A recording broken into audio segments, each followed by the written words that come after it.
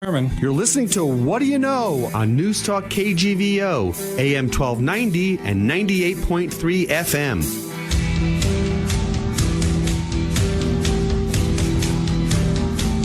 Arnie Sherman, good morning. Good morning, Scott. How are you today?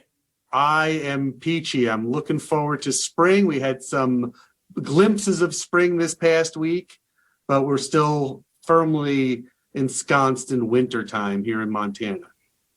Well, you know, this week we're doing something we haven't done before in our 5 years of the show. We are having relatives back to back in 2 weeks in a row.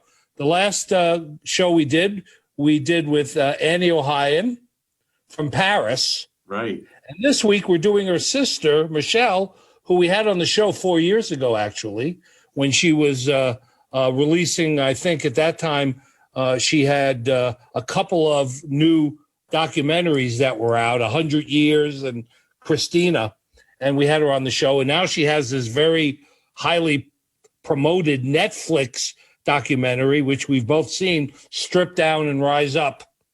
And so I'm anxious to hear, what's happened since the last time we had on the show and all of the attention that the current documentary on Netflix is getting, because it focuses on a topic of pole dancing, and but not from a sexual point of view, not as a gentleman's club device, but as more of a therapeutic, dealing with shame and trauma and using erotic dance to heal feminine psyche, and a whole different approach that has been developed by Sheila Kelly and her dance studios that she's developed as a result of her, getting involved in pole athletic activities.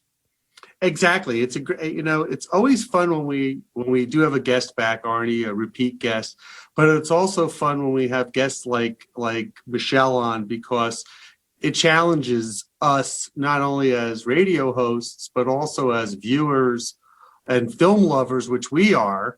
And, it takes us to places that we normally wouldn't go. And this is certainly one of them. I was really excited and also unsure about what I was going to see when I saw this film. And like I said to you, when we booked Michèle as our guest, I was really surprised how much I enjoyed it, but also how much I learned. Well, it's a combination of enjoyment and learning and a little bit feeling of awkwardness, because these women are very emotional about their experience, and it's very raw in some cases. And it's like eavesdropping on, a therapy session to some extent. And that sometimes makes someone feel uncomfortable, because it's a documentary. We've been invited indirectly into these people's lives, but these people have exposed a pretty wide slice of their lives, in the documentary, and it is a little bit of an awkward position to find yourself in. Well, exactly. But if there's any two guys in Montana that can handle this, it's us. Anyway, the only two guys who can handle the most awkward experiences possible are you and me. Exactly. Okay. When we come back, we're going to be joined by Michèle Ohayon, with the director and writer of the film Strip Down, Rise Up, as well as a guest, Allison Hudson, who is featured in the film. Back after this. Have you ever wanted? Welcome to the show. Thank you, Michèle. It's been 4 years since it's been 4 years, Michèle, since you've been on the show. At the time you came on, you were doing 100 Years and Christina, and that's right. Now you have this fantastic, highly viewed and high visibility documentary called Strip Down, Rise Up, that's on Netflix, about the pole and pole dancing and its use as a helping heal feminine psyche. So my first question is, how long has this been in the making, and where did you get the inspiration to launch this? This has been in the making for 3 years. Literally, when I left Montana after we actually won the first prize at Big Sky Film Festival with 100 Years, I went home, and 6 months later, I started researching the subject. My daughter had asked me to come with her to a pole class, and I do yoga. I don't do pole. And I was like, you really want your mother to go with you to a pole class? Are you sure it's appropriate? And she said, yeah, let's just try it. And so we went, and I felt so good doing this workout and seeing other women and how they approach the pole. And my whole perception of what pole was changed that day, literally. And I realized there's much more to it. And I started going from studio to studio, and both in LA, in San Francisco, in New York, and started taking classes in other studios. And I saw that women were coming to definitely for fitness, but there was another aspect to it that was emotional, which is always a good angle to take in a documentary film, because you need a story and you need background, you need characters with an arc and transformation. And so that was part of my diving deeply into this 3-year project. And in the documentary, you're highlighting and profiling more than 24 women. Where did they come from? Were they already existing, pole dancers, or how did that all unfold? So there were 2 groups, really. Some were already obviously existing, like Allison here on the show, Amy, Janine Butterfly, who had already a career in pole dance. And I wanted to show that side of it, what happens and how high can you go with your athleticism and training and discipline beyond the expression as an art form. And on the other hand, I wanted to tell the story as it unfolded. So rather than have people tell me, oh, this happened in the past, this is how I started, and just have talking heads, I needed a visual aspect. And the only way to do it is to start a class, a beginner's class, that I would film and see what happens. And for that, I needed time. And we started the class with a different kind of school of pole called S Factor, which really focuses on the emotional healing through sensual dance, as contrast to, say, the San Francisco Pole and Dance Studio. And we formed a class, and we thought, maybe 10, 15 will show up because it's filming and it's a very intimate process. And we thought, forget it. 60 women signed up. And I was like, how the hell am I going to film 60 women? This is going to be tough. And the teachers, but we decided to include everyone because we couldn't refuse anyone who wanted to start a journey. And beyond the film, we didn't want to have a selection process. That would not be appropriate. So everybody was included, 60 women, and I filmed them throughout 6 months to see the transformation. And I had no idea what was going to happen. I had no idea how many layers were going to be shed, if at all. I didn't know who was going to speak up, who wasn't. What I wanted for sure is diversity, not only in the ethnic background, but also age and body types. And that was there, which was amazing. And backgrounds, right. Backgrounds, for sure. I mean, Evelyn is a Seas Candy clerk. What I think, right. That was the first woman you highlighted was a 50-year-old woman who had lost her husband, who didn't have her greatest, self-image and of herself, right. And decided to, her goal from the very beginning was to climb the pole. It was almost like to climb the mountain, to try to to set a goal for herself that she didn't think she could achieve, but to move herself in that direction. Let me ask Allison. Allison, you're involved in running a pole studio in San Francisco. How did you get involved in this project? Well, I got started when I was trying to lose weight. So I got pregnant and I gained 60 pounds during my pregnancy. And I went to a personal trainer and I tried to work out, tried to train and lose all this weight. And I couldn't. It wouldn't fall off. And I was really frustrated at the time. And I didn't know what I was going to do. I was like, okay, maybe I just need to accept this new body. But I was used to being like a size 2 or 4, and I was at a 16 and I was just not myself. And it was just really hard. And I asked my personal trainer what she did to lose the weight, because what I was doing wasn't dropping. And she said, I do pole dance. And I couldn't believe it. I was like, wait, she's a personal trainer and does pole dance? And I go, you know what? I'm so frustrated. I don't know what to do, but I don't know if I like the idea of pole dancing because I had a sister who became a stripper, and it took her down a lot of really bad roads. And I had seen what it did to her, and my family very much wanted me not to go near a pole. And I said, you know what? If you say it's not what I think it is, then I'm open.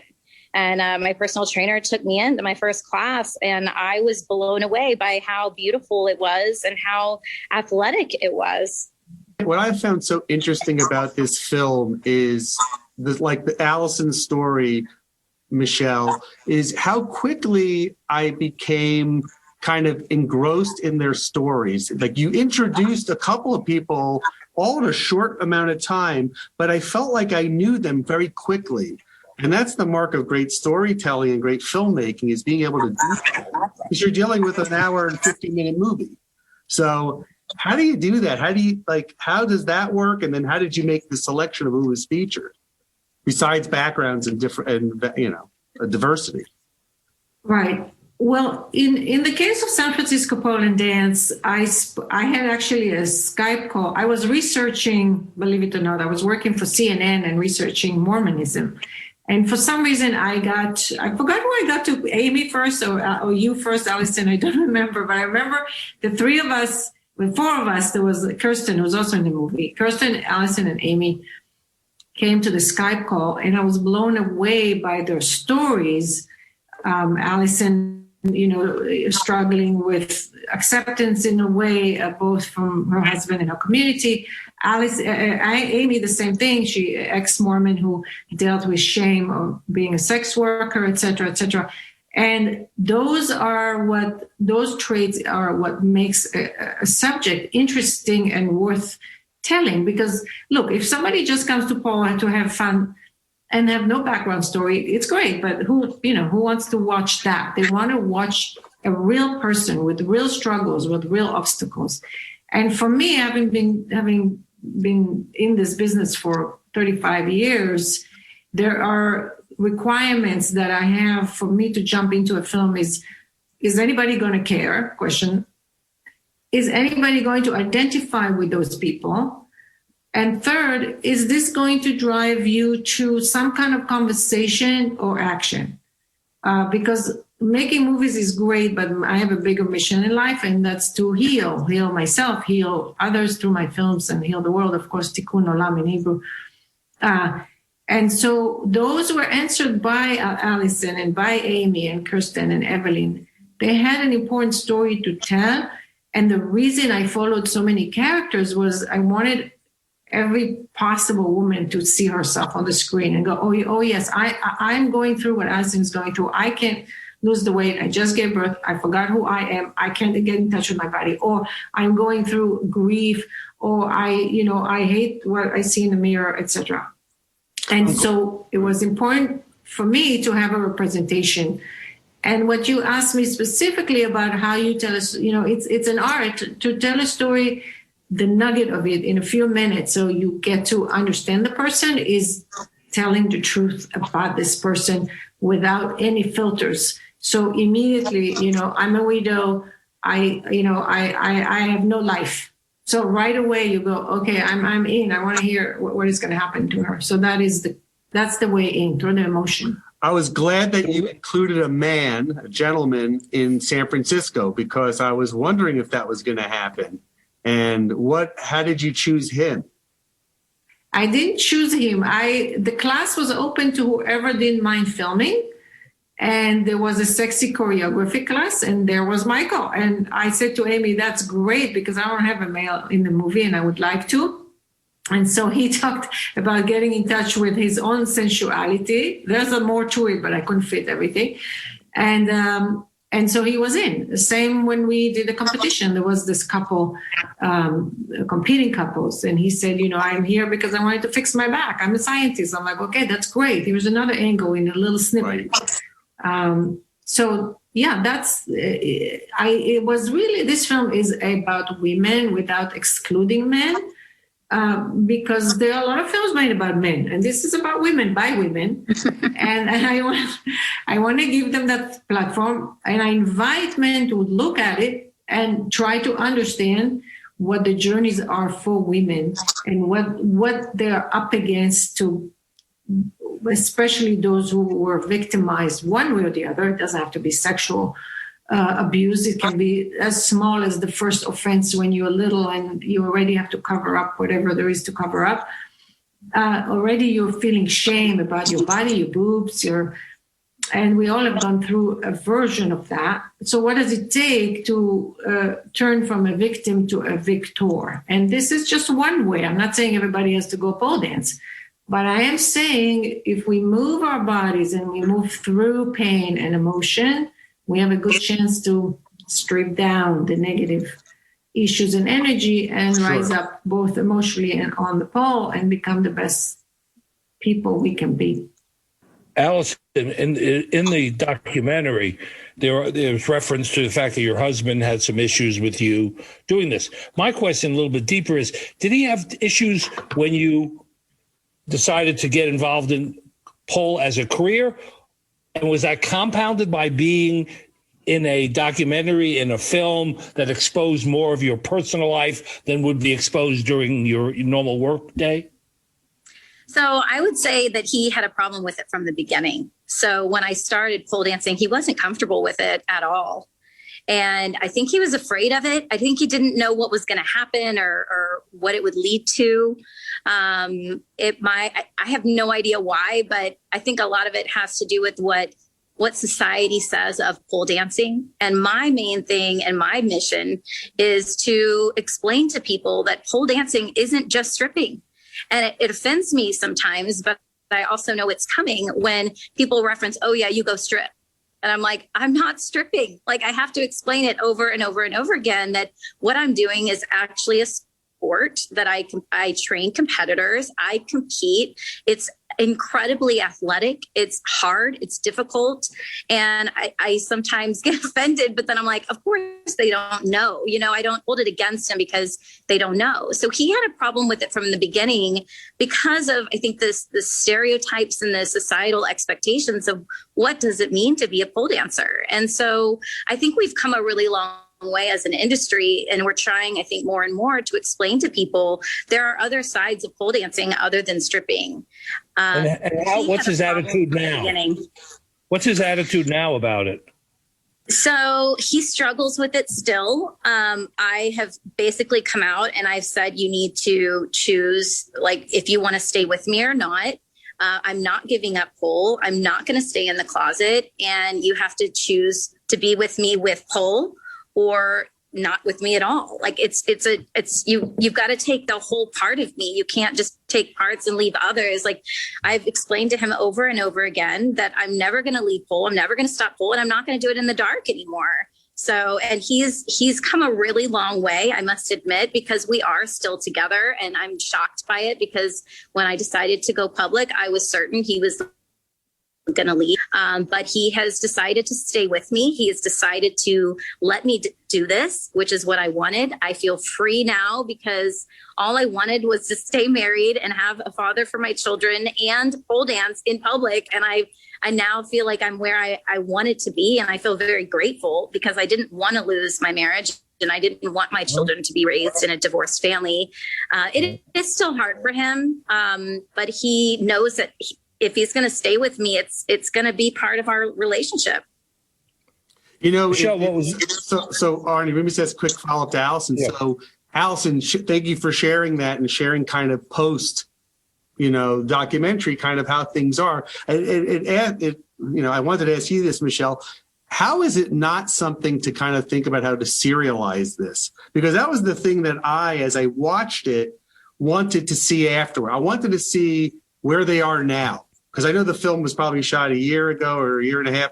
That looks like it was shot pre-COVID. 2018. 2018. So where are they now? It begs the question, and has that ever been discussed or thought of? Is there a next? Well, I don't know about a sequel, but more like I am entertaining a series about pole dancing, pole competition. Because there were a lot of stories that I filmed that I could not fit in. Some of them were great competitors. I just couldn't fit it in 2 hours. It was always already a stretch. And Netflix was like, cut down. I'm like, no, I'm not cutting. Right. I need to include at least these women. And so I had, quite a few who didn't make it. there is definitely a series. But I want to go back a little bit for a second to Allison's story. I just want to acknowledge the courage that it took for Allison to participate in the film, because it's one thing to struggle indoors behind closed doors about an Instagram account with your husband. It's another thing to be on a Netflix documentary and have the whole world watching your own personal struggle. That is immense, and it lives forever. And I know Allison was struggling with it at some point. And if I may share, Allison at some point emailed me and said, "No, I don't want to be in the movie. I can't." And I was like, "Allison, hang in there. I need you. I need your story because it's inspiring." And immediately she was like, "Yeah, I get it. Okay, wait, I'm in. And and that is even more courageous, right? Because she had everything to lose. I'm not minimizing other women's courage, of course. Amy coming forward, being a sex worker, and all of them. But Allison had actually something very concrete to lose, which was her marriage. And yet she chose to participate and to inspire other women. There is a bigger story here, and that's why she's here today. I wanted her to share that because it is very unusual, and it's also, she knew the consequences. Some people don't know. They're like, I'm going to read a movie, and they're, oh my God, everybody's going to watch me. Can I bail? No, you can't, because the picture's locked. But Allison knew going into it that it was. And I have to say, I've seen these processes throughout the many films that I've made. And Allison, you can confirm or deny that there is almost a cathartic process that happens, that the camera gives you a certain kind of courage or power to go beyond your own story and think about others who are going to hear it. And that gives you courage to actually go through that door that is waiting for you to step through.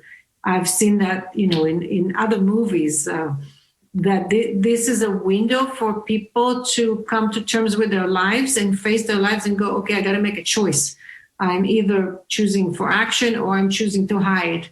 And those who choose for action, like Allison, are more fulfilled. And there's still problems. It's normal, but at least you're standing up for your life and yourself and your body and your art. And that is amazing. I absolutely agree. I almost feel like my journey has been for a reason. And I remember wanting not to tell anyone my struggles. And then I remember feeling like there's a purpose here, and that God's using me in some way to inspire other people, and he's going to use my story and people are going to be changed. And I felt like I had a lot to lose. And I remember talking to my pastor when I told him this whole thing. I said, I'm going to be in this film and I'm freaking out. And he goes, well, why would you do this? And I said, you know what, if I can help one woman, if I can help one person who was feeling like me to stand up for themselves, then it's worth it. And he was like, what? And I go, yeah. I'm like, I know I'm not the only one. And I'm right, because I've been getting so many messages from so many women after seeing this film who have said, I have felt exactly the same way. And I thought I was the only one. So these women are coming to me saying, you've inspired me and I am going to stand up for myself. And I am not going to let my husband or my boyfriend shame me for wanting to do pole. And they're coming out, and they're coming out boldly. Mm-hmm. And so I do feel like this film is touching women in so many different ways. And I am definitely on the competitive sports side. I'm not on the S Factor side, but I mean, the healing coming from the S Factor side is amazing. And then the people that are coming forth saying, I've been shamed and I'm doing this as a sport, and I can't tell people. And now they are.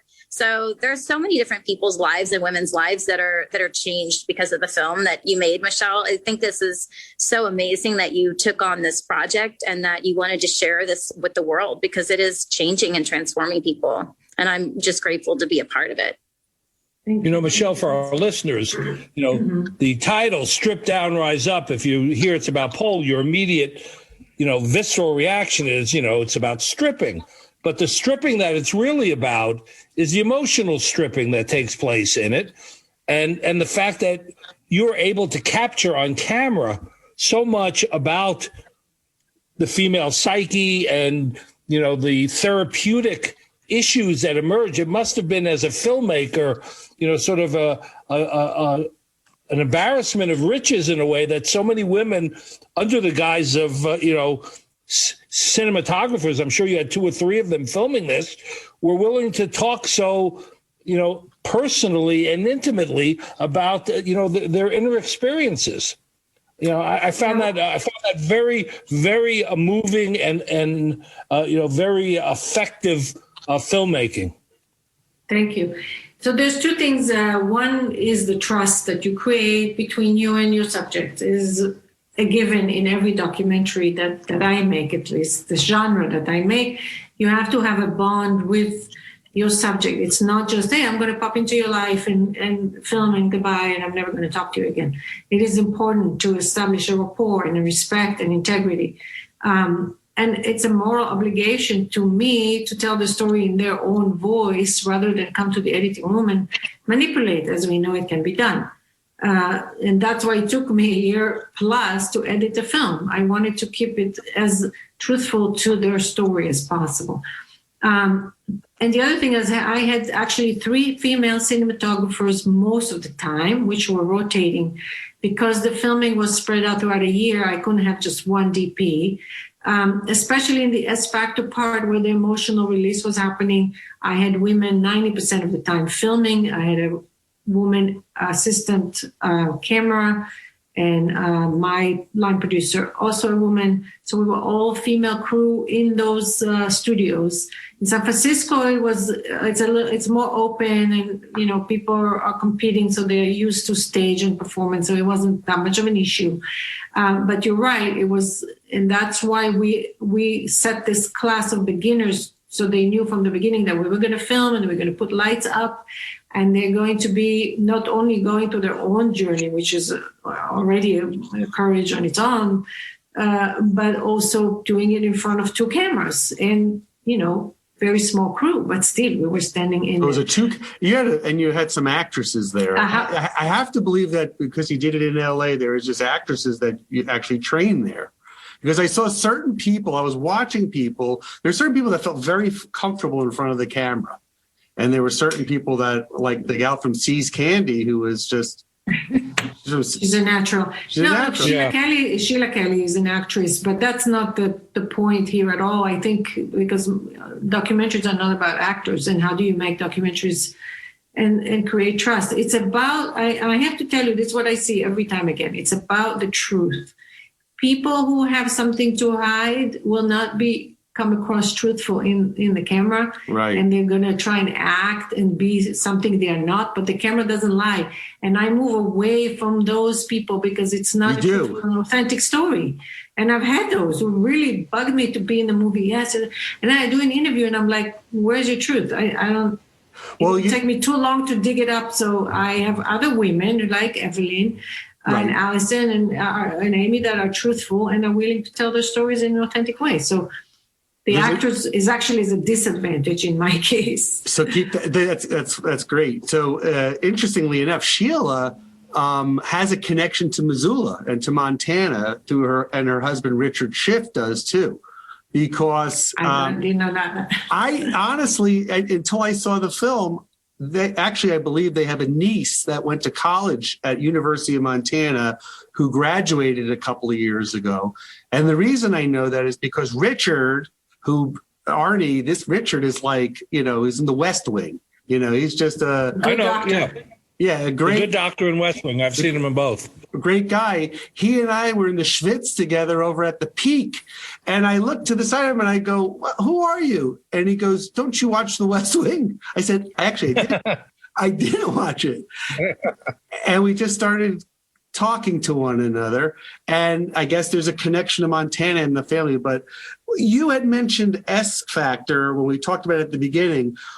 Why is S Factor so different than what's being done up in the Bay Area and that studio? What's the difference, if you will? So it's a difference between a sensual movement, a feminine sensual movement, and it's non-competitive. There's no competition aspect. There's no show aspect, and it's women only. And they're dancing without mirrors, pretty much in the dark. And the technique of pole is very minimal. It's more of a way of expression. Some women do not want to touch the pole. They're not comfortable, and they just move on the mat or in the room. You don't have to have a pole. And Allison can tell you about the San Francisco pole dance. It's definitely in the light and with mirrors and what else? San Francisco pole and dance is very bright and open. We have a lot of natural lighting. We have mirrors everywhere. We have different spaces for flexibility classes, acrobatic classes. We do have sexy heel classes, but we do also have a lot of technique classes that are levels. So we level 1, 2, 3, 4, and the highest level, you're doing tricks that are scary, that you could actually fall and hurt yourself really badly. We use mats. It's kind of like a competitive gymnastic, if you imagine that. So we have all levels, all abilities, and it's very bright and open. We have men. So it's extremely different. It's like the opposite end of the universe as Factor. Yeah, and as Factor emphasizes the emotional, and I think San Francisco Pole Dance and other studios emphasize more the physical part and the technique and the choreography, etc. It's very different. That's why I wanted the contrast. I wanted to show there's different schools of pole, and definitely strippers, have their own place as the originators of the sensual pole. I wanted to bring that up. Michèle, you made a conscientious effort not to focus much on the stripping and gentlemen's club and what most, at least men, think of when they hear about pole dancing. So what was your thinking process? What was your thought process on not using that as a way to evolve into this? Well, because I think the story of pole dancers in strip club have been told so many times. And, you have Hustler, and you have so many movies who show that. While acknowledging and giving a nod to the strippers in the film by Janine mentioning Pantera, who was a stripper, who was her teacher, Amy saying, the pole dancing started with strippers and as Factor.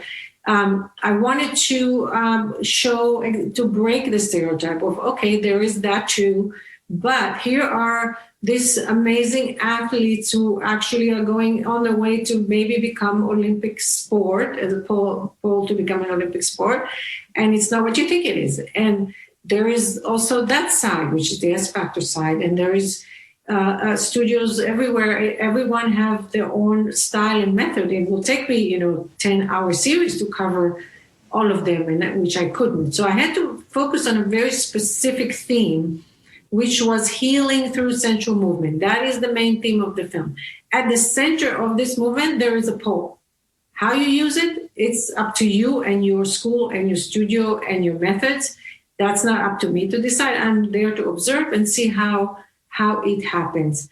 And that is really the core. I wanted a new story, a fresh story, while acknowledging the history. But this is not a history of pole and who started it, who did it, didn't do it. And that's not this movie. It's a character-driven piece. What's so interesting to me, not knowing what to expect when I started watching it, was the fact that the one woman who came to the group just because she wanted to learn how to pole dance for kicks and, for the non-therapeutic left. And this really became this healing group, to me, it looked like a group therapy session, very quickly among the women. And that was very surprising to me. The other point I wanted to mention is that Sheila, in the conversations that she had as part of the narrative, talked a lot about the male gaze and patriarchy and how men view women in this. The one thing that my reaction to that as a man was not defensive, but I started thinking about how often women are maybe even more critical of other women than men are often. Men, at least a lot of men that I know are pretty primitive. They either like a woman or they don't, or they think she's pretty or she's not.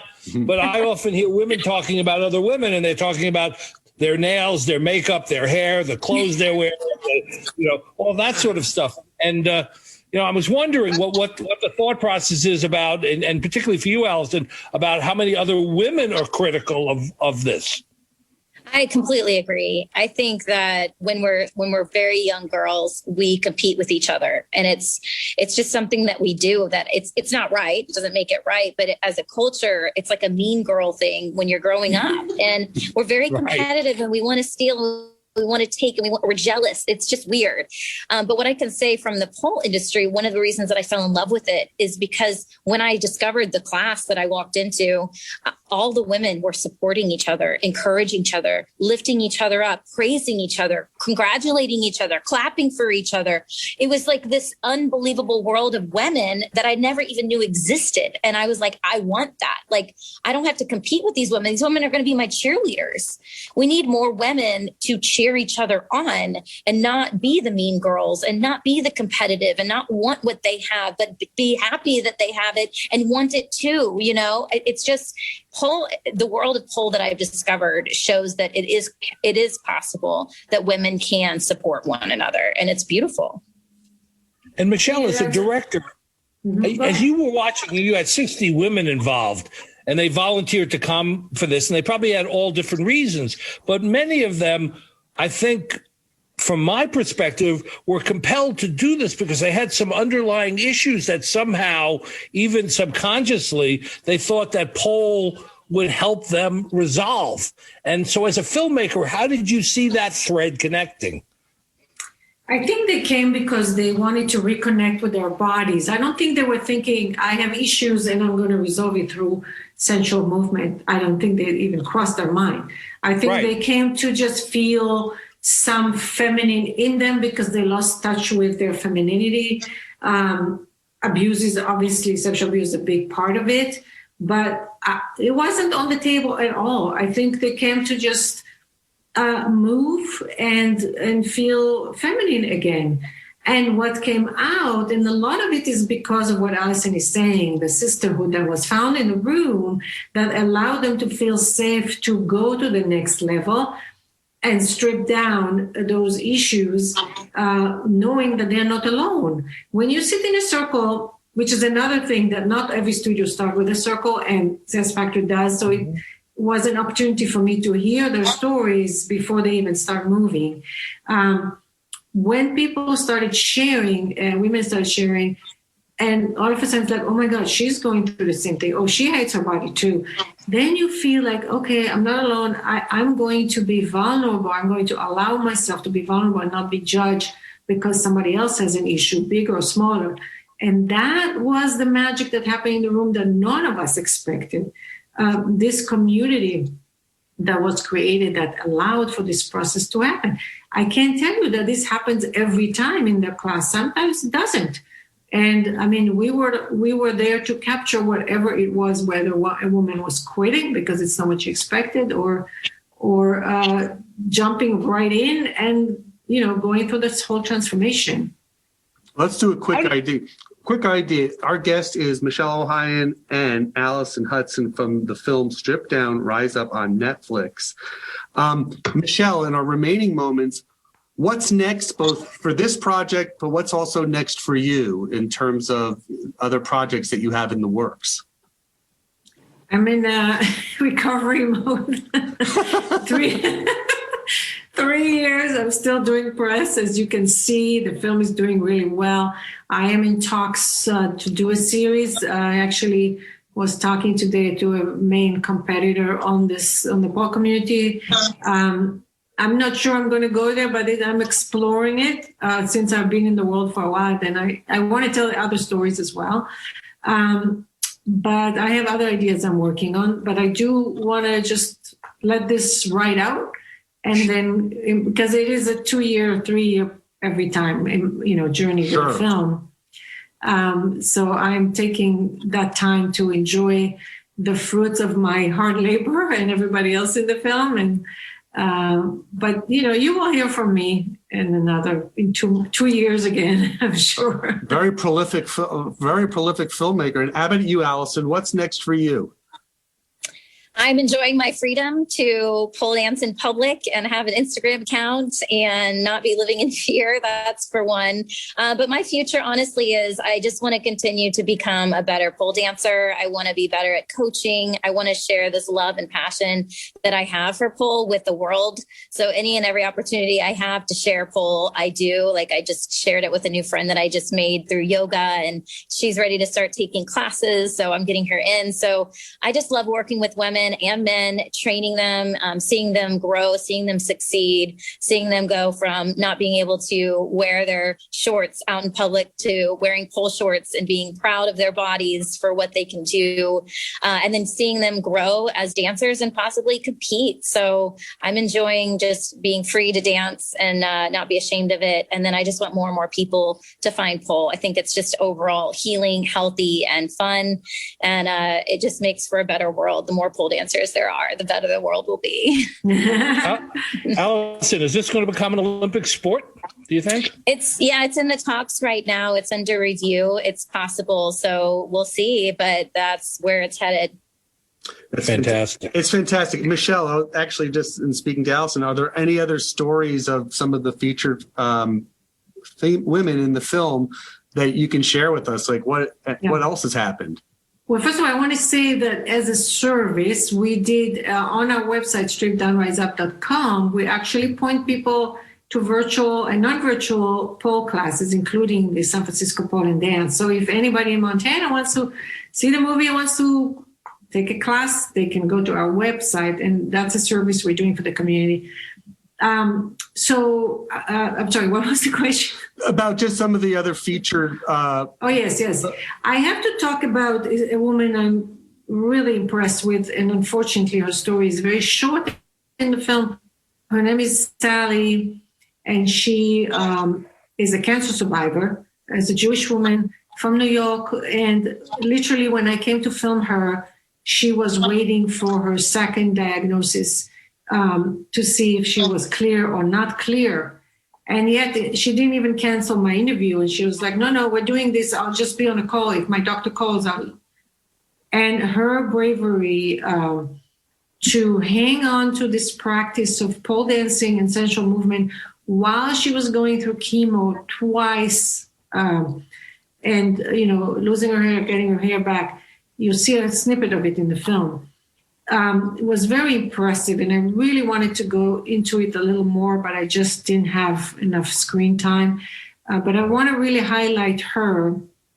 I also want to highlight a woman called Jennifer in the movie that is an Asian woman who has suffered from domestic abuse. I filmed a long story with her. I filmed her with her parents who are immigrants from the Philippines, and I wasn't able to, and a mother too, and I wasn't able to fit her story. And I left her in a small way, but still she says, my dance is not about being it's about being powerful and being strong and reclaiming. And that's why she's in the movie even for a little bit. So those are little stories that stayed as a nugget, but I couldn't really develop the whole arc. And what is the website again? And let me just stripdownriseup.com. Stripdownriseup.com. Yeah. Arnie, we just have one last point. We'd be remiss if we didn't mention the story of the woman who talked very, emotionally about her experience as a gymnast with Larry Nassar. That's right, Megan. And Megan is a remarkable young woman. She went through the Larry Nassar abuse when she was 15. And the reason now she was 27 when I was filming, and the reason it came back up is because she had to testify. And all of a sudden, everything that she pushed aside came back. And that drove her to come and take a class. And like she said, I don't know who I am, because she managed to kind of live a side of it, and then it hit her again in the face. And it was important to me when she said to me, my mom is coming to town. And I said, I really want to talk to your mom, because her mom was in the room when this was happening, when he was fondling her. She was in the room, and I was shocked as a mother. I'm like, how could I not see? And so she said, my mother's never going to talk to you. Forget about it. And I was like, just ask her. And she asked, and she said, yes. I will talk. And again, this is a way of finding a way to say, I'm sorry through the camera. She wasn't able to say that until now, until I literally pointed the camera at her. And that gave her courage to say to her daughter, I am sorry that I did not protect you. And that was a huge moment for all of us. And that's beyond the film. This is why I love documentaries. They have a healing aspect, whether it's this or the love story I made out of, the couple who fell in love during the Holocaust. And just this past week, Simone Biles on 60 Minutes talked about her experience with Larry Nassar and how traumatic that was for her. And, she went a long time without ever, trying to deal with it. And in your documentary, you get much more in depth, and she has much more to say about how that experience. And you're right; it was completely shocking to me that he was able to do that when the parent of a 15-year-old was in the room with her. Right, he was a master in hiding it. So, yes, Megan is amazing, and she also gave a lot of interviews. She's now a spokesperson for women who have experienced sexual abuse. She really made it her life mission to speak for these women. Listen, everybody, Patricia was in the film, is amazing. And she's a businesswoman and suffered a lot of criticism just doing pole. And I interviewed a woman who literally in San Francisco was a huge CFO of a big company, which she will not allow me to mention. She literally put a hoodie on her face and told me, I cannot tell anyone that I'm a pole dancer or I will be fired. I mentioned it once and they called me a whore. And so I can't show you my face and you have to change my voice. And I ended up not using it because it was just weird. But that's the story. And there are many stories like this. And they're all worth and deserve to be told. Absolutely. You guys have been incredible guests. Again, the name of the film is Strip Down, Rise Up. Michèle Ohayon is the writer and director of this. Allison Hudson's featured it. Allison, Michelle, thank you. We appreciate it. Thank you. You guys are terrific guests. Thank you Thanks so for having much. us. It's on Netflix. And it's on Everybody Netflix. should watch it. Everybody should watch it. And watch I was it with- sorry when it ended. It was an hour and 52 minutes, but I wanted more. I wanted to That's learn more amazing. about it. And I actually wanted a quick question from you guys. How did you feel watching it? As men, did that change anything in your perception, the perspective? I had known about the S Factor. I had known obviously about the stereotyping of people who do pole. Again, because of where it originated from and the stories. I mean, even Sheila had been in a movie called The Blue Iguana, or A Night at the Blue Iguana, which was about stripping and pole dancing and all that. But I was just struck at how layered and deep the emotional, exposure that this experience had for the participants. How the pole became a focal point, like the campfire, for them to sit around and to share the experiences and to see pole as a way to heal it. Sometimes you have trauma in your life and there's no way to heal it. And it seemed like this became the vehicle to help overcome or help heal or to help grow or to move beyond the shame and the trauma that was going on in their lives. And I just found that, incredibly eye-opening to me. Yeah, I was going to say, I watched it with my wife, Kathy, Michelle, and it was great because I felt like, for me, it opened, it's just nice. It's good to hear stories of how people kind of, to Arnie's point, cope with different, traumatic events in their life and how therapeutic this was. I wanted to share something if there's time. I don't know if we're running out, but sure. My sister, the one that I told you became a stripper and took her down some bad roads. So the night that the movie came out, she called me and she said, I just saw the movie that you're in. And she was crying. She was bawling. She had tears. She couldn't even keep it together. And she's like, that movie was for me. She goes, I have been struggling and suffering, and I thought I was the only one. And she goes, I just saw this movie of all these women who have been shamed and abused, and they've shut down their femininity and they've shut down their sexuality and their bodies are frozen. She's like, that's me. And she's like, I want to go take a pole class now. And she was just bawling, That's going, great. thank you for doing this film and for sharing it with me. And I'm like, how many other women are out there like that? Hunter Bay Coffee. You've brought them into your home. You were prescribed opioids after the C-section and after Dad's back injury. They helped when you were in pain, and you held on to them just in case. But did you know holding on to unused opioids puts your family at risk? Trouble with opioids can start at home with unused medicines such as pills, patches, and syrups. You can remove the risk and protect your family. Find out how at www.fda.gov/drug disposal. All right, Arnie, we're back with our remaining moments. That was a great conversation with Michèle and crew. Any final thoughts? It's going to be interesting how this is received, as it gets broader exposure. I mean, it only dropped February 5th, so it only dropped a few weeks ago.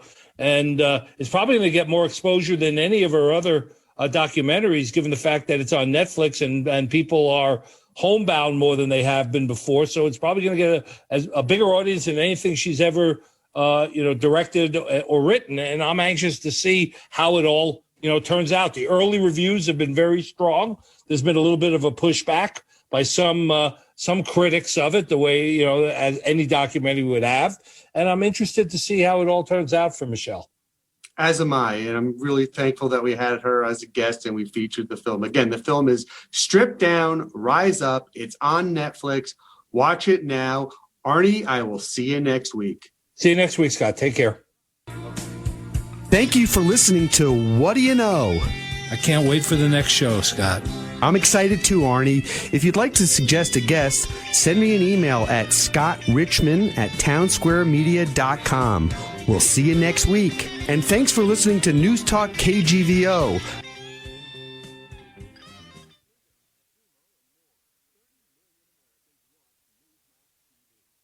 The best